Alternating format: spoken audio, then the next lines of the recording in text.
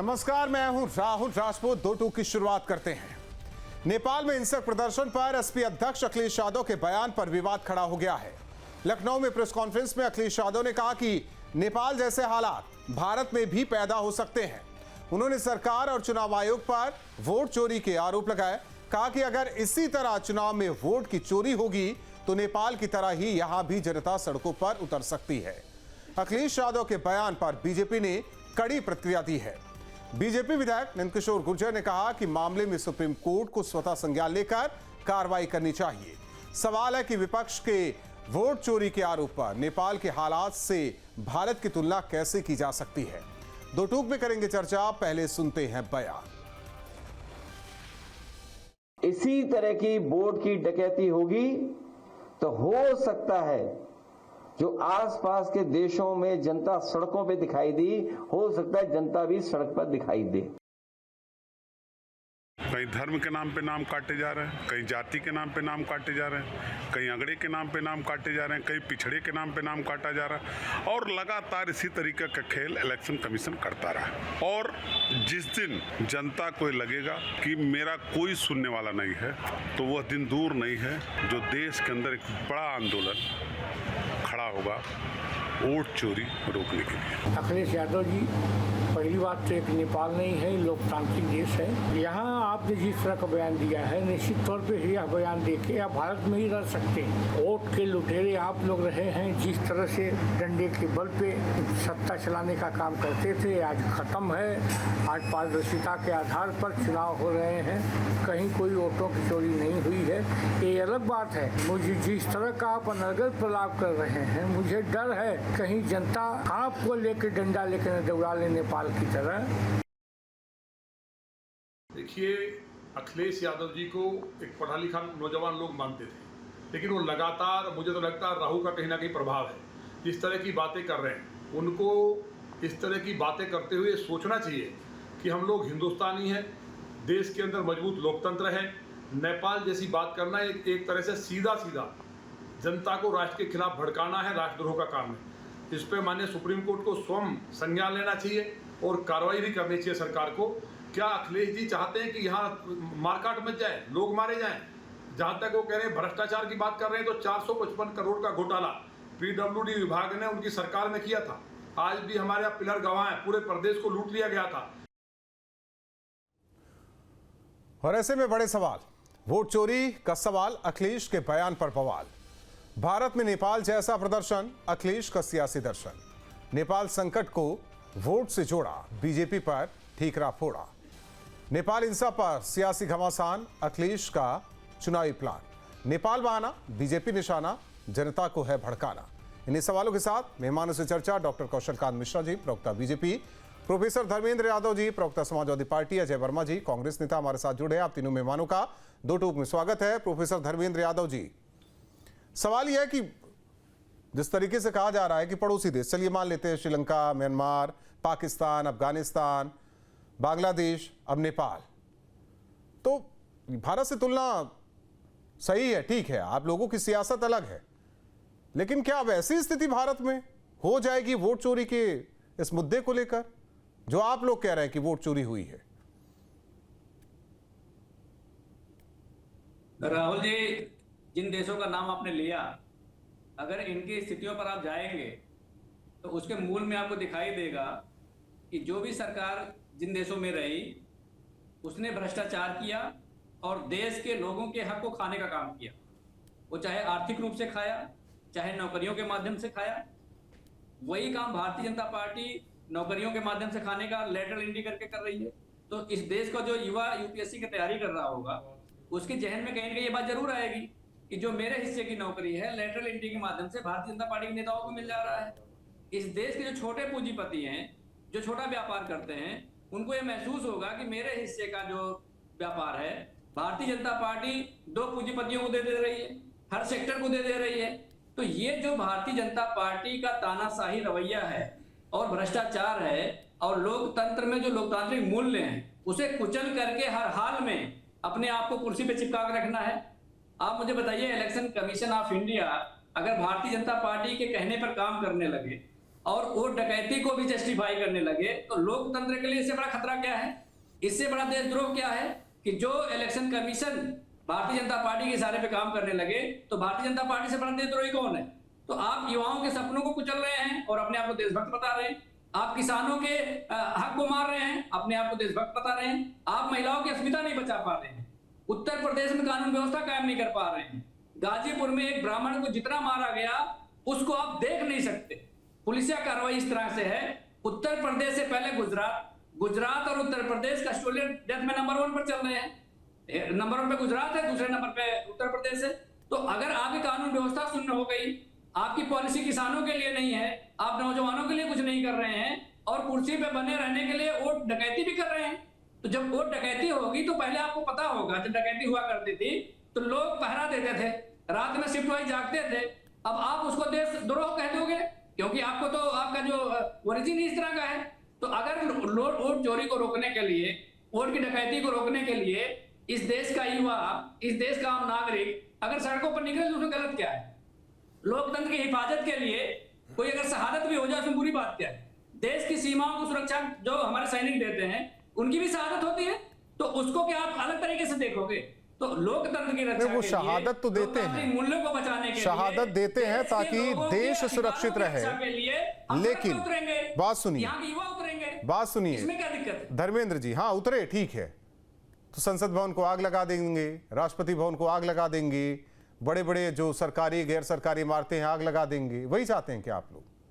नहीं, आप इस बात को क्यों बोल रहे हैं? आप चैनल तो यही तो हुआ है नेपाल में। किसने आग लगाया मुझे बताइए? नेपाल में तो यही हुआ है ना, भारत में किसने आग लगाया? बांग्लादेश में यही हुआ है, श्रीलंका में भी यही हुआ है, बताइए ना, अब बताइए ना। भारत में किसने आग लगाया? मैं तो वही पूछ रहा हूँ, मैं तो आपसे वही पूछ रहा हूँ, तुलनात्मक अध्ययन यही बता रहा हूँ। भारत और नेपाल में तुलनात्मक अध्ययन इस तरीके से ये थोड़ा समझ से परे है। यहाँ की जनता जागरूक है, यहाँ की जनता अलग है।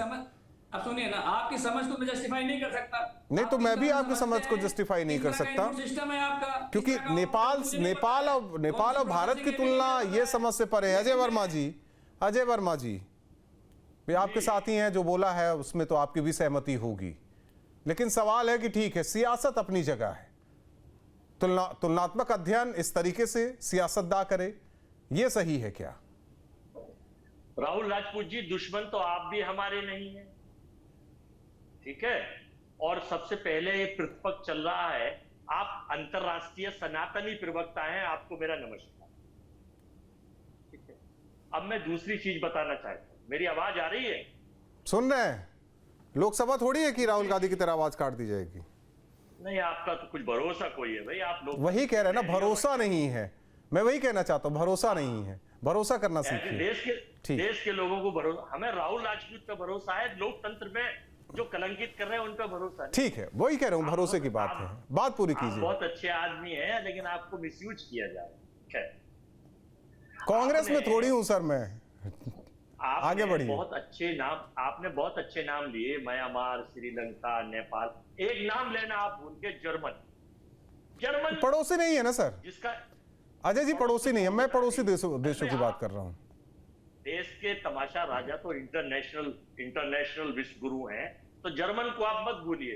जर्मन का तानाशाह शासक था एडोल्फ हिटलर, और जिस वक्त वो आया था वही पैटर्न सेम हमारे यहाँ चल रहा है कि उसने कहा था कि छोटे लोगों को केवल इतना भोजन दो कि 5 किलो अनाज देकर उन्हें केवल रोटी पर आश्रित कर दो, ताकि सरकार से सवाल न पूछे, और देश की पूरी आर्थिक मूवमेंट केवल 2 या 4 लोगों को सौंप दो, ताकि उन पर कभी भी कंट्रोल किया जा सकता है, उनको कभी भी कब्जा किया जा सकता है। मूल सार था जर्मन के तानाशाह का। अच्छा, हमारे यहाँ कहते हैं आप लोकतंत्र, बिल्कुल लोकतंत्र है, लेकिन 2014 से यहाँ घोषित कर्फ्यू है। और जब आप नेपाल से बात करते हैं, नेपाल एक लोकतांत्रिक कंट्री है, लेकिन वहां के बड़ी अच्छी बात है, इस देश को, मैं तो सोच रहा था कि देश के राजा को 2014 में हिंदू राष्ट्र घोषित कर देना चाहिए। नहीं, राजा नहीं होता सर, 11 साल लोकतंत्र है, प्रजातंत्र नहीं है, लोकतंत्र। देश के प्रधानमंत्री को, देश के माननीय 56 आप ऐसे कह के ना संविधान को अपमानित कर रहे हैं सर। नहीं, हम ऐसा नहीं कहिए, राजा नहीं, हम तो प्रधानमंत्री कह रहे हैं, देश के प्रधानमंत्री साहब को यहाँ पर हिंदू राष्ट्र घोषित कर लेना चाहिए। अपोजिशन तो विरोध करती रहती है, वो तो देशद्रोही लोग। ऐसे ही कुछ लोग नेपाल में चिल्ला रहे थे, कुछ मंत्री के हिंदू राष्ट्र घोषित, किसी के तो कपड़े फाड़े, किसी को नंगा करार, किसी के घर को जलाया लोगों ने। हमने नहीं जलाया, हमने नहीं कहा। उसमें कुछ अंधभक्त थे, उनकी श्रेणियां थी, और उन अंधभक्तों के साथ क्या व्यवहार हुआ पूरे देश ने देखा। हमारा देश ऐसा नहीं है, हमारा देश लोकतांत्रिक देश है। यहाँ हिंदू, मुस्लिम, सिख, ईसाई, बौद्ध, पारसी सबको समानता का अधिकार बाबा साहब का संविधान देता है। गॉडसे का संविधान उसे खंड करने की अनुमति देता है, लेकिन बाबा साहब का संविधान सबको साथ और सबके विकास का अनुमति देता है, छूटा नहीं। अब मैं ये कहना चाहता हूं, हमारी पार्टी और देश के लोग इनके अंधभक्तों को छोड़ दीजिए, इनके देशलाई गैंग जिसमें कुछ विधायक, कुछ मुख्यमंत्री, कुछ मंत्री, कुछ माचिस गैंग के मेंबर हैं, जो देश की सोशल फैब्रिक खत्म करके इस देश में ना गरीबों पर ध्यान देते, ना रोजगार पे ध्यान दिलवाते, ना बेरोजगारों को नौकरी मिलती, ना छोटे व्यापार को व्यापार मिलता। बड़े बड़े लोगों के अरबों रुपए माफ हो जाएंगे, छोटे व्यापारी के घर अमीन भी पहुंच जाएगा, बैंक मैनेजर भी उस पर कुर्की करने पहुंच जाएगा। सबसे पहले तो इसकी जरूरत है और सब चीजों की जरूरत। और दूसरी जरूरत इस चीज की है कि जो आर्थिक असमानता इस वक्त हिंदुस्तान में है, कि देश के 1% लोगों पर 42% पैसा है और देश के 99% लोगों पर 58% पैसा है। यही हाल जर्मन में था 1932 में, उस 45 में अंत हो गया। हम ये चाहते हैं भारत एक कृषि प्रधान, भारत एक व्यापार प्रधान, एक सोने की चिड़िया था, एक देश था। अब आप इसको खंड को खंड खंड ना करें, इस देश की गरिमा का। नहीं, हो चुका है, एक बार तो हो ही चुका है 47 में, अब कितना करना चाहेंगे कोई भी। इस देश की एकता और अखंडता को हमें उम्मीद थी कि एक वास्को डी गामा साहब आए थे। मैं एक चीज पे कहना चाहता हूं अजय जी, भारत बहुत विशाल है। ये तुलना सही है नेपाल से या पड़ोसी देशों से? तुलना सही है? नहीं, मैं कह रहा था, हाँ मैं बता रहा हूँ सर कि एक वास्को डी गामा साहब गुजरात से आए थे, उन्होंने 2000 वो चीज देखी, वो चीज अलग है, आपकी देखी, ये आपकी चीजें हैं राजनीतिक है। मैं कुछ समझना चाहता हूँ, देश हित की बात करना चाहता हूँ। मैं कह रहा हूँ भारत बहुत विशाल है, लोकतांत्रिक देश है, संविधान से चलते हैं हम लोग, नियम कानून से चलते हैं। तुलना सही है ये अड़ोसी पड़ोसी देश जितना भारत बहुत बड़ा देश है विश्व में। भारत की जनसंख्या जो है, मेरा क्या सवाल है कि तुलना सही है? मैं वहीं जा रहा हूँ, सुन तो लीजिए, वहीं जा रहा हूँ। आपको नहीं, 10 मिनट हो गए ना आप दोनों से बात करते हुए। नहीं, बस फाइनल कर रहा हूँ 30 सेकंड में। 145 करोड़ की आबादी है इस देश की और 7वीं बड़ी कंट्री है 196 कंट्रियों में, और 32 लाख कुछ किलोमीटर का एरिया यहाँ पर हमारा है, जो देश की हमारी चारों तरफ की संरचना है। नेपाल बहुत छोटी सी कंट्री है। भारत का तुलनात्मक अध्ययन नेपाल की परिस्थितियों से, भौगोलिक परिस्थितियों से, नेपाल की पॉलिटिकल उससे नहीं कर सकते, लेकिन वहां के जो हालात हुए हैं अंधभक्तों के और जनता के और परिस्थितियों के, ये तुलनात्मक अध्ययन। तो बात तो आपने बराबर भी कर दी ना। ये तुलनात्मक अध्ययन उससे करा जा रहा है, ये तुलनात्मक अध्ययन उससे करा जा रहा है कि एक बेटी के ऊपर कार चढ़ा दी और वहां का डॉक्टर कौशल कांत जी, विपक्ष के मुताबिक हालात तो वही वाले हैं और वोट चोरी होगी तो यहाँ भी हालात ऐसे हो जाएंगे। पता नहीं ये जनता को बता रहे हैं कि जनता को भड़का रहे हैं, ये समझ में नहीं आ रहा है। राजपूत जी, बहुत देर से सुन रहा था। हमारे देश में कुछ ऐसे राजनीतिक गिद्ध हैं जो लोकतंत्र के मरने का इंतजार कर रहे हैं और उनके मरने के बाद अपनी सत्ता की रोटी सेकने की प्रतीक्षा में है। जैसा बांग्लादेश में हुआ, जैसा नेपाल में होगा, जैसा पाकिस्तान में हुआ, जैसा सीरिया, अरब कंट्रीज जहां पर अरब स्प्रिंग करके एक फिनोमेना है, पढ़ लीजिएगा, वही चल रहा है। और उस पे रोटी सेकने के लिए हमारे देश का विपक्ष आज तैयार है। इससे पता चलता है कि ये मानसिक रूप से दिवालिया हो चुके हैं, जो अपने देश में अराजकता फैला करके अपनी सत्ता पाने की कोशिश कर रहे हैं। इनके पास कुछ नहीं बचा है। अभी हमारे दोस्त बोल रहे थे हिंदू राष्ट्र घोषित करें। सब हिंदू राष्ट्र घोषित करने की जरूरत नहीं है। जब देश बटा था तो एक इस्लामिक राष्ट्र बना था और दूसरा हिंदू मेजॉरिटी राष्ट्र बना था। हमें घोषित करने की जरूरत नहीं है। हमारे संविधान में जो चित्र बने हुए हैं वो हिंदू राष्ट्र की ही आधारशिला है। आपको कंफ्यूजन होगा कि भारत हिंदू राष्ट्र नहीं है, देश की जनता को कोई कंफ्यूजन नहीं है। आप लोग अपनी रोटी सेकना चाहते हैं देश को बांट करके, जैसा पहले 48 में बांटा था और गांधी खानदान आज तक उसकी रोटी सेक रहा है, वही रोटी दोबारा सेकने की कोशिश हो रही है। क्यों? और ये कह रहे हैं कि गरीबों 5 का, अरे सुनिए, बीच में ना बोलिए, कोई किसी के बीच में नहीं बोला था मैं आपके, ठीक 5 किलो अनाज की बात कर रहे हैं, तो राहुल गांधी से बोलिएगा कि अभी उत्तर प्रदेश में इलेक्शन आ रहा 27 में और 29 में लोकसभा में इलेक्शन आएगा, अपने घोषणा पत्र में लिख दे कि गरीबों का अनाज बंद कर देंगे। गरीबी हटाओ का नारा देकर के मोम की गुड़िया पत्थर की गुड़िया बन गई थी, वोट बैंक की राजनीति करते करते। ये तो वो सरकारें हैं जो अपने परिवार के लोगों की मौत पर आकर के भीख मांगते हैं वोट की और अपनी सत्ता चलाने की कोशिश करते हैं अराजकता के नाम पे। 84 के दंगे सपने देखे थे, जिसके बाद किसकी सत्ता देश में बनी थी वो भी देश ने देखा था। वो अराजकता फैलाने की हिम्मत मत करिएगा। कई बार कोशिश कर चुके हैं, कई बार कोशिश कर चुके हैं। और अभी जो आपने के राहुल गांधी जी जो पीपीटी चला रहे थे वोट चोरी की, उसका लिंक कहां से मिल रहा है पता ना? म्यांमार से मिल रहा है। उसके डिजिटल प्रिंट म्यांमार से आ रहे हैं। तो आप लोग जिस तरीके से विदेशियों की डीप स्टेट के हाथ में खेल रहे हैं, और अभी कुछ दिन पहले, अभी 4 दिन पहले राहुल गांधी कहां गए थे? मलेशिया किस द्वीप पे गए थे? किससे मिलने गए थे? डीप स्टेट के किंग से ही तो मिलने गए थे, उनके बेटे से। क्यों? आप लोगों के पास अब कुछ नहीं बचा है, देश की जनता का सपोर्ट है नहीं। एक चीज मैं जानना चाहता हूं डॉक्टर कौशल कांत जी, कि जो स्थितियां बताई जा रही है भारत में भी पैदा करने की कोशिश हो रही है क्या? कई बार कोशिश की जा चुकी है राजपूत जी। आपको याद कीजिए किसान आंदोलन, पूरी कोशिश की गई। आप याद कीजिए सीए का प्रोटेस्ट, पूरे देश में धरने चल रहे थे, पूरी कोशिश की गई, नहीं चल पाए। अब ये लोग, इनके पास कुछ नहीं बचा है, तो ये अराजकता फैला करके लोकतंत्र को मार करके अपने गिद्ध वाली राजनीति करने की कोशिश कर रहे हैं। लेकिन हमारे देश में की सबसे बड़ी ताकत यह है कि यहाँ सनातनी लोग रहते हैं, पूरा हिंदू राष्ट्र है। धर्मेंद्र जी का कहना है, देखिए जो बेरोजगार है, वो परेशान है, जो करप्शन से वो परेशान है। आप लोग देखिए, आप लोग तो अपना ही हाल अच्छा करते जा रहे हैं, वो उद्योगपति का बहाना। लेकिन जो मैं जितना मैं भारत को समझता हूं, जानता हूं, सरकारें यहाँ बदलती हैं, वो वोट के दम पर बदलती है, जनता के दम पर बदलती है। बन चुके हैं जो आसपास के देश है वो 50 के नीचे है। मोदी जी के राज में फ्रेजाइल 5 लेके गए थे ना, जब फ्रेजाइल 5 मनमोहन सिंह लेके गए थे तब उसको हिंदू रेट ऑफ ग्रोथ कहते थे। असली हिंदू रेट ऑफ ग्रोथ आज है। और जब हिंदू राष्ट्र हुआ करता था पूरा मुगलों से पहले, तो पूरे वर्ल्ड की जीडीपी का 43% यही देश देता था। ये ताकत है हिंदू राष्ट्र की, ये ताकत है सनातन की, ये ताकत है भारतवर्ष की।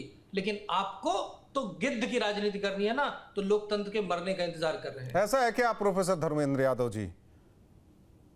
राहुल भाई, भारतीय जनता पार्टी अपनी महत्वाकांक्षा को साधने के लिए और अपने पूंजीपतियों के कमिटमेंट के लिए और अपने तानाशाही रवैये के लिए जो किसान बिल लेकर आई थी, उस बिल को जस्टिफाई भारतीय जनता पार्टी प्रवक्ता कर रहे हैं।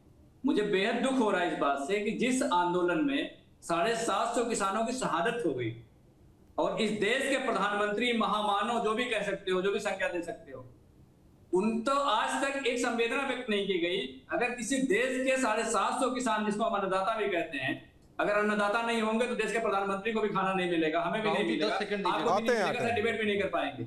उस पे एक संवेदना ना व्यक्त करना इस देश के प्रधानमंत्री की जो मरी हुई मानसिकता है उसको परिलक्षित करता है। ये सबसे बड़ी बात है। दूसरी बात, भारतीय जनता पार्टी के लोग ये सोचते हैं कि अगर हम तिरंगे को ओढ़ लेंगे, चाहे भ्रष्टाचार करें, चाहे बलात्कार करें, चाहे कुछ भी करें, हम उसमें छिप जाएंगे। लेकिन ये देश बहुत बारीकी से आपको देख रहा है, और आज से नहीं, पिछले 11-12 वर्षों से देख रहा है जिस तरह से आप लोगों ने पूरे देश के एक एक सेक्शन को मूर्ख बनाया। पहले किसानों को मूर्ख बनाया। अब मैं बात कहूंगा तो बुरा लगेगा भारतीय जनता पार्टी के लोगों को। जब बिल आपने वापस लिया तो गलती भारतीय जनता पार्टी की है कि प्रोटेस्ट करने वालों की है। लेकिन यहाँ क्या कर रहा है, उल्टा बात बरेली भारतीय जनता पार्टी की परंपरा है, क्योंकि ये अंग्रेजों की खुशामद करने वाले लोग हैं। देश की आजादी इनसे नहीं देखी जा रही थी। भारत छोड़ो आंदोलन का ये लोग विरोध कर रहे थे। अगर देश आजाद होता तो सबसे ज्यादा दुख अगर किसी को होता तो भारतीय जनता पार्टी के नेताओं को होता और उनके पूर्वजों को होता। अब देश आजाद हो गया तो जो वहां पर पेंशन भोगी लोग थे, आते हैं डॉक्टर कौशल कांत जी, आते हैं। रुक जाइए, लूट में लिप्त हो गए। और इस देश के प्रधानमंत्री अगर अपनी मरी हुई मां का राजनीतिकरण करने लगे तो मुझे लगता है इससे ज्यादा निचला स्तर किसी राजनीति का नहीं हो सकता है। जब हम चुनाव आयोग को वोट की लूट की बात करते हैं तो भारतीय जनता पार्टी से बचाव में खड़ी हो जाती है। क्यों खड़ी हो जाती है? क्या भारतीय जनता पार्टी चुनाव आयोग है या चुनाव आयोग भारतीय जनता पार्टी है? जो विपक्ष का सवाल है भारतीय जनता पार्टी से इलेक्शन कमीशन से है, तो इलेक्शन कमीशन को जवाब देने दीजिए। आप बीच में क्यों पूछ जाते हैं जवाब देने के लिए? अगर आप इस देश के युवाओं के हक को मार रहे हैं और हम उनके हक की बात कर रहे हैं, आप उसको क्यों रोकना चाहते हैं? मुझे बताइए। कानून व्यवस्था की बात हम अगर करें, मणिपुर में महिलाओं के साथ क्या क्या नहीं हुआ? अगर देश के प्रधानमंत्री को संवेदना होती, आते हैं एक मिनट को की बात होती, तो एक बार कम से कम अपने मुंह से मणिपुर का नाम लेते। अरे उसी नेपाल वाली तुलना में प्रोफेसर धर्मेंद्र यादव जी ये भी निकल कर सामने आया कि अपने नेता जो है अपने चहेतों को ही पूरी होने दीजिए भाई, बहुत देर से पूरी होती एक लास्ट बात में बोल दो। देखिए टाइम कम होता है अभी, जब मोदी जी जाते हैं टाइम कम है, सबको देना है। नेताओं को हाउस अरेस्ट करवा देते हैं, ये लोकतंत्र है? अरे ये तानाशाही है। ठीक है, डॉक्टर कौशल कांत जी जवाब दे दीजिए, इसके बाद अजय जी के पास। डॉक्टर कौशल कांत जी एक मिनट, अजय वर्मा जी, भारतीय जनता पार्टी का हताशा है। ठीक। और भारतीय जनता पार्टी की हताशा कंटिन्यूअस बोलते रहेंगे तो फिर पार्टी ने इस तरीके से ही करना है। नहीं, धर्मेंद्र यादव जी की पार्टी ने जैसे सुना कि चुनाव आयोग SIR कराने की तैयारी में है तो वो लखनऊ की सड़कों पर उतर आए थे। राहुल जी, ये तो होना ही चाहिए, प्रदर्शन तो होना ही चाहिए, विरोध जरूरी है।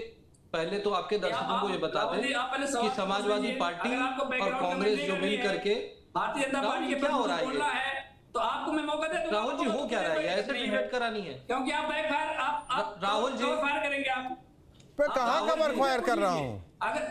मैं कहाँ कवर फायर कर रहा हूँ? देखिए एक चीज वही कह रहा है ना, या तो आपको विश्वास नहीं है। बात सुनिए धर्मेंद्र जी एक चीज मैं क्लियर करना चाहता हूँ, या तो आपको विश्वास नहीं है धर्मेंद्र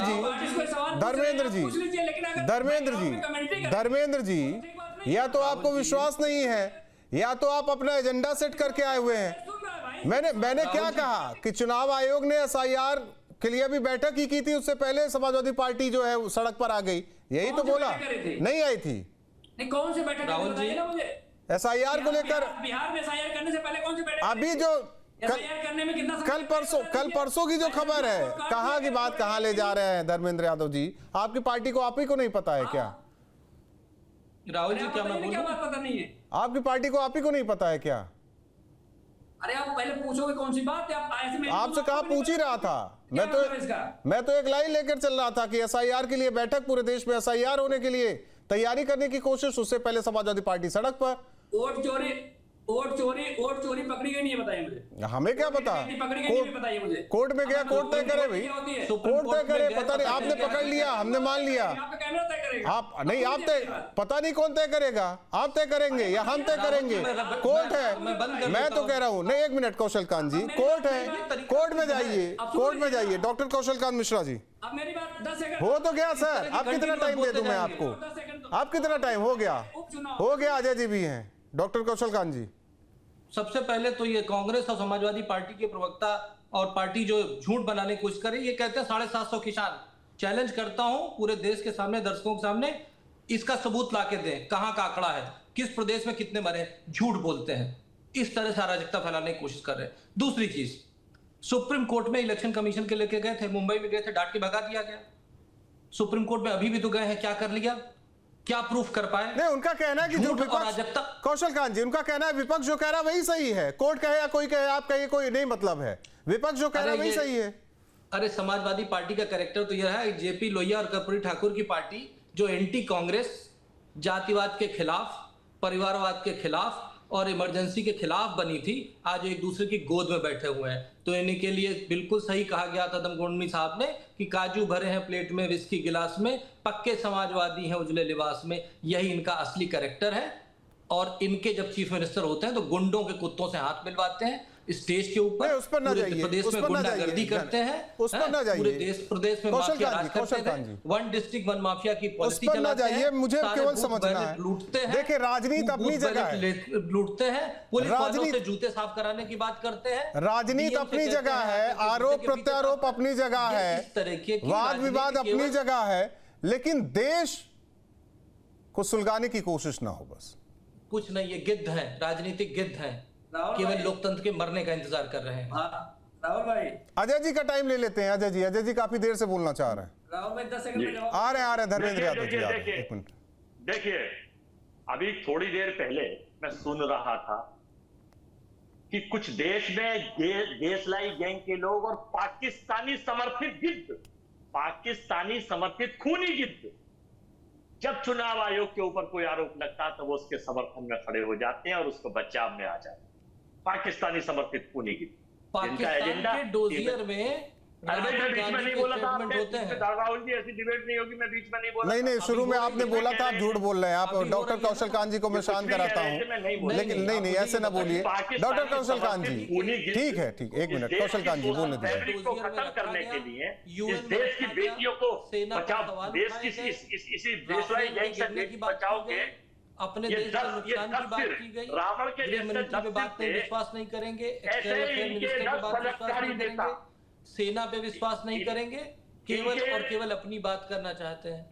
तो इस तरह की डॉक्टर कौशल कांत जी बोलने दीजिए। अजय जी बहुत अच्छे प्रवक्ता नेता हैं, वो बोलने दीजिए। राहुल जी ये बताइए, अभी तक यही तो हो रहा था, बोलने दीजिए। मैं बोल नहीं पा रहा था, अगर प्रोग्राम ऐसे ही कराना तो ऐसे ही होगा ना। बोलने दीजिए। अब अजय जी कह रहे हैं वो नहीं बोल रहे थे, हालांकि वो बोल रहे थे, अब कह रहे हैं कि नहीं बोल रहे थे। अजय जी अब बोलिए आप। मुझे बता दीजिए, मुझे सिर्फ ये बता दीजिए अजय जी, राहुल गांधी के स्टेटमेंट को पाकिस्तान के डोजियर में क्यों रखा गया? देखिए, मैंने आपके बीच में ना मैं बोला था, सेना पर सवाल क्यों उठाया? राहुल गांधी और कांग्रेस पार्टी ने अपने देश की सेना पे सवाल उठाया, एक्सटर्नल अफेयर मिनिस्ट्री पे सवाल उठाया और ट्रंप की बात मानने लगे। क्यों?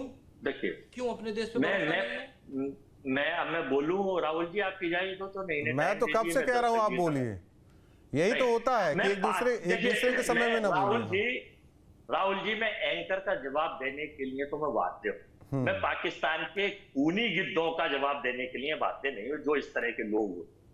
अब मैं ये बताना चाहता हूं, ट्रंप ने नहीं, मैं इसी पे एक सवाल कर लेता हूं। जो राहुल गांधी पीपीटी लेके आए थे, सोर्स मेरे बोल रहे हैं भैया, आप राहुल जी अब सवाल भी नहीं करने दे रहे हैं आप। अब आप अंतरराष्ट्रीय सनातन की जगह अंतरराष्ट्रीय सनातन प्रवक्ता हो जाएंगे। पीपीटी का सोर्स मत पूछिए राहुल। मैं ये बताना चाहता हूँ ट्रंप ने धमकाया। अब कहाँ ट्रंप पे जा रहे हैं, उसकी बात ही नहीं हो रही सर, उस पर नहीं हो रही। आप आ जाइए, आप मुद्दे पे आ जाइए, मुद्दे पर आ जाइए, क्योंकि थोड़ा सा वक्त देना है हमें धर्मेंद्र जी को। ट्रंप ने धमकाया तो चाइना को लाल आंख 56 इंच दिखाने देश के ज्ञानवान डिग्रीधारी प्रधानमंत्री पहुंच जाते हैं उनकी चरण बंदन करने के लिए। कह रहे साहब, अब ट्रंप साहब हमारे मित्र हैं, 35 बार कह चुके हैं, और जब इधर से जाएंगे तो ना घर के रहेंगे ना घाट के रहेंगे। चाइना चालबाज था, चालबाज है। ठीक है, छोड़ देते हैं उसको। तो राहुल गांधी, एक मिनट, धर्मेंद्र जी कुछ कहना चाह रहे थे। धर्मेंद्र जी संक्षेप में अपनी बात पूरी कीजिए। एक मिनट, कौशल कांत जी, अजय जी और कौशल कांत जी बोलिए। धर्मेंद्र जी। जब डोकलाम राहुल जी, दुख इस बात का होता है जी, जब इस देश के प्रधानमंत्री ऐसे आदमी की सभा में जाकर वोट मांगते हैं, कांग्रेस जो अपनी मां के उम्र की महिला के साथ बलात्कार करता है और 3000 वीडियो अश्लील बनाता है, और फिर आप कहां से कहां ले जा रहे हैं वो? ठीक है, आप जिसकी बात कर रहे हैं होता है। नहीं, ठीक, मैं मान लेता हूं। भारतीय जनता पार्टी का नेता काशी में बेटी की अस्मिता लूट लेता है और भारतीय जनता पार्टी उसको महिमा मंडन करती है और एफआईआर नहीं होने देती है। इससे पता चलता है कि आप उन्हें कहेंगे, फिर वो गायत्री प्रजापति को लाएंगे। इससे देश की बेटियां सुरक्षित नहीं होंगी। मैं उस पर नहीं जाना चाहता हूं। मैं उस पर नहीं जाना चाहता। प्रधानमंत्री अगर किसी माँ को जर्सी गाय बोले, ये भारत की संस्कृति नहीं है, सनातन की। एक मिनट, लेकिन इन सब के बीच जनता पार्टी को भी सीखनी चाहिए सनातन संस्कृति। इन सब के बीच भारत की तुलना नेपाल से ठीक है, मैं सब मान लेता हूँ। मैं सब मान लेता हूँ धर्मेंद्र जी, लेकिन भारत की तुलना नेपाल से, नेपाल की जो स्थिति है वो भारत में हो जाएगी। नारा लगा था। चलिए, बहुत बहुत धन्यवाद आप तीनों मेहमानों का हमारे साथ दो टूक में जुड़ने के लिए। जाहिर तौर पर जिस तरीके से प्रेस कॉन्फ्रेंस के दौरान अखिलेश यादव ने कहा कि वोट चोरी जो हो रही है, वोट डकैती, नेपाल जैसी स्थिति हो सकती है, पड़ोसी देश जैसी स्थिति हो सकती है, क्या ये वाकई हो सकता है कि केवल ये छिछली बातें हैं? सियासत के लिए कुछ भी आधार बनाया जा सकता है? आकलन जरूर कीजिए। दो टूक में इतना ही।